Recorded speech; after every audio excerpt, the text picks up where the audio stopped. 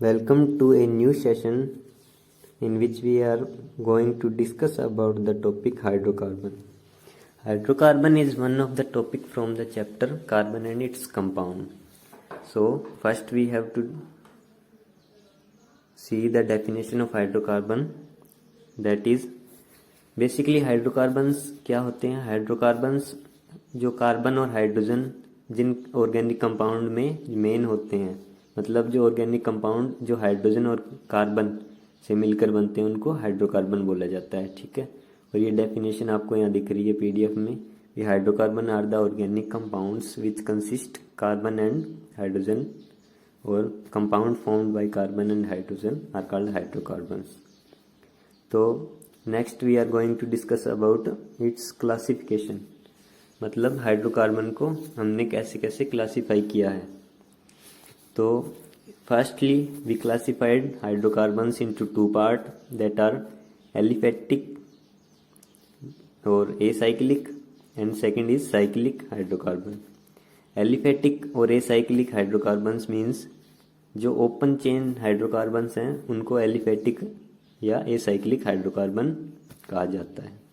और एलिफेटिक के आगे तीन part, alkane, alkene and alkyne.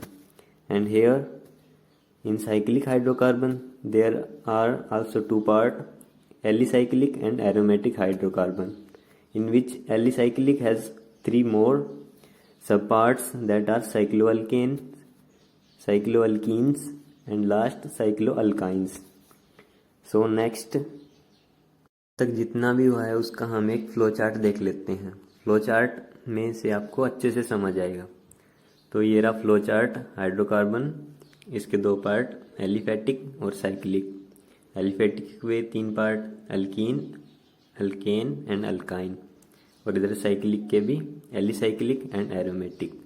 तो इसमें अपने फ्लो चार्ट को अच्छे से देख लीजिए, ये आपको अच्छे से समझ आएगा। और इसके बाद हम नेक्स्ट करेंगे unsaturated and saturated hydrocarbons. So what are these saturated and unsaturated hydrocarbons? तो मैं आपको इनको इनके डिफरेंस टेबल, जो इनके टेबल से समझाऊंगा, इससे आपको बहुत ही अच्छे से समझ आने वाला है। सो इसको स्टार्ट करते हैं। Saturated hydrocarbons are hydrocarbons with only single covalent bonds.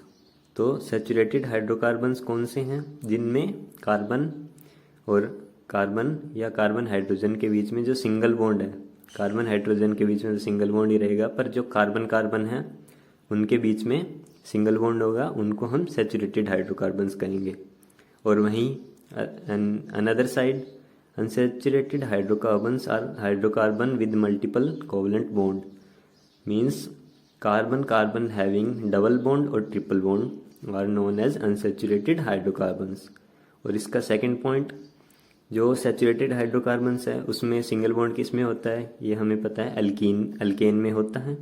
And another side alkene, alkyne and aromatic hydrocarbons में जो डबल बॉन्ड होंगे उनको हम अनसैचुरेटेड कहेंगे। So let's move to third point. Saturated hydrocarbons have a less amount of carbon and high amount of hydrogen. So it's a basic thing भी। अगर single bond होंगे तो एक कार्बन को, मतलब एक सिंगल मीथेन मानिए, पर अगर आपने नहीं पढ़ा तो कोई बात नहीं, पर मीथेन होता है उसमें एक कार्बन एटम और उसके साथ चार हाइड्रोजन एटम होते हैं। तो ये तो सिंपल सी बात है भी, इसमें हाइड्रोजन बॉन्ड, हाइड्रोजन एटम ज़्यादा ही होंगे in comparison to alkene and alkyne और अदर एरोमेटिक हाइड्रोकार्बन्स। और हाइड्रोकार्बन्स में क्या होगा, क्योंकि कार्बन कार्बन के बीच डबल बॉन्ड बन जाएगा तो उसमें से दो दो हाइड्रोजन सीधा कम होने लगे ना भी। जैसे इथीन की बात करें, इथीन में तो दो हाइड्रोजन इससे कम हो गए, वो आपको इसके जनरल फॉर्मूला में पता लगेगा, जो कि मैं आगे बताऊंगा। एंड द नेक्स्ट पॉइंट, जो सैचुरेटेड हाइड्रोकार्बन्स हैं वो less reactive and unsaturated hydrocarbons are more reactive. ऐसा नहीं है ये मोर रिएक्टिव है अनसैचुरेटेड, पर in comparison to saturated hydrocarbons these are more reactive. और लास्ट पॉइंट क्या है, burning in air result in blue non sooty flame, ये तो याद रखने का है, अगर रखो तो ठीक है। और burning in air result in yellow sooty flame. तो आगे बढ़ते हैं, स्टार्ट करते हैं अनसैचुरेटेड हाइड्रोकार्बन्स, जिसमें कि हमारा आता है अल्केन। तो अल्केन का जैसे कि आपको दिख रहा है स्क्रीन पर, alkane consist of hydrogen and carbon atom arranged in a tree structure in which all carbon carbon bonds are single. ये आपको बता दिया भी, कार्बन और कार्बन के बीच में जो सिंगल बॉन्ड होंगे उनको सैचुरेटेड कहेंगे, और ये जो हाइड्रोकार्बन हैं उनको स्पेसिफिकली हम अल्केन कहेंगे। तो अल्केन का जनरल फॉर्मूला क्या होता है, CnH2n+2। मतलब अगर n की वैल्यू हम 1 रखेंगे, 0 तो नहीं रख सकते ना, इसमें 1 रखेंगे सबसे छोटी, तो CH4 बनेगा, जिसको हम कहते हैं मीथेन। ये आपको IUPAC नेम आगे चलकर ठीक है पता लगेंगे जब हम पढ़ेंगे। अल्केन आर पैराफिन्स, मतलब ये लेस रिएक्टिव, वो आपने पॉइंट में कवर कर लिया। Alkanes are called saturated hydrocarbons which have single CH, ठीक है, ये भी हमारा हो गया, उसमें कवर हो गया था। अब आगे बढ़ते हैं, कुछ अल्केन हम देख लेते हैं। ये रहा जैसे मीथेन, कार्बन के around 4 hydrogen atom, this is methane, and ये सबसे छोटा अल्केन है, ठीक है। इसके बाद इथीन, प्रोपेन, ब्यूटेन, और ये जैसे जैसे कार्बन की नंबरिंग बढ़ती जा रही है वैसे ये है, और इनके IUPAC नेमिंग हम आगे पढ़ेंगे तो आपको अच्छे से ज़्यादा क्लियर होगा। आगे बढ़ते हैं अनसैचुरेटेड हाइड्रोकार्बन्स पे। ये आपने देख लिया, अभी इसमें कौन कौन से आते हैं, अल्कीन एंड अल्काइंस। तो एक बार इसकी पढ़ लेते हैं इसे। Unsaturated hydrocarbons are hydrocarbons that have double or triple covalent bond, ये हमने पढ़ा था, ठीक है। तो इसमें आगे ये दे रखा है भी, अल्कीन अल्काइन इसके अंदर होते हैं, ठीक है भी। Unsaturated alkyne alkyne unsaturated hydrocarbons हैं, और इसमें अल्काइन का जनरल फॉर्मूला यहाँ पे इंपेरिकल फॉर्मूला और जनरल फॉर्मूला दे रखा है, CnH2n-2। मतलब इसका जो पहला सबसे छोटा अल्काइन बनेगा, अल्काइन नहीं है, अल्काइन क्या बनेगा, इसमें ना तो हम 1 रख सकते हैं, ठीक है, 1 नहीं रखेंगे क्योंकि 1 रखेंगे तो H0 हो जाएंगे, ठीक है। तो इसको 2 रखेंगे तो C2H2 सबसे छोटा यही होगा, ठीक है। एंड इसके बाद हम देखेंगे जनरल फॉर्मूला अल्कीन का। अल्कीन का क्या होता है, CnH2n, मतलब इसके अंदर हम 1 रखेंगे, इसके अंदर 1 भी नहीं रख सकते मिनिमम, क्योंकि C1H2 ये तो होगा ही नहीं अल्कीन, ठीक है, ये सेटिस्फाई नहीं हो रही ना कार्बन के बैलेंसी, तो इसमें भी n जो छोटा होगा 2 होगा, ठीक है। और अल्काइन में कितना होगा, अगर इसमें 2 रख दिया तो ठीक है, इसमें 2 रखा जा सकता है, इसमें, और इसमें सबसे छोटा 1 नहीं हो सकता, ठीक है, ये याद रखना, क्योंकि अगर 1 रख दिया तो इसकी कार्बन की वैलेंसी सेटिस्फाई नहीं होगी। तो अब अल्कीन का ये हमने वैसे देख लिया। तो अल्कीन में जो डबल बॉन्ड होता है उसको यहाँ पर स्ट्रक्चर के थ्रू आप देख सकते हैं अच्छे से, और ये जनरल फॉर्मूला हमने अभी डिस्कस कर लिया था। ये स्ट्रक्चर, इसके बीच में जो कार्बन कार्बन ये डबल बॉन्ड है, और जो हाइड्रोजन और कार्बन के बीच 2 बॉन्ड है उनके बीच में 120 का जो एंगल है, बॉन्ड एंगल, और इसको ट्रायगोनल प्लेनर कहा जाता है, ठीक है।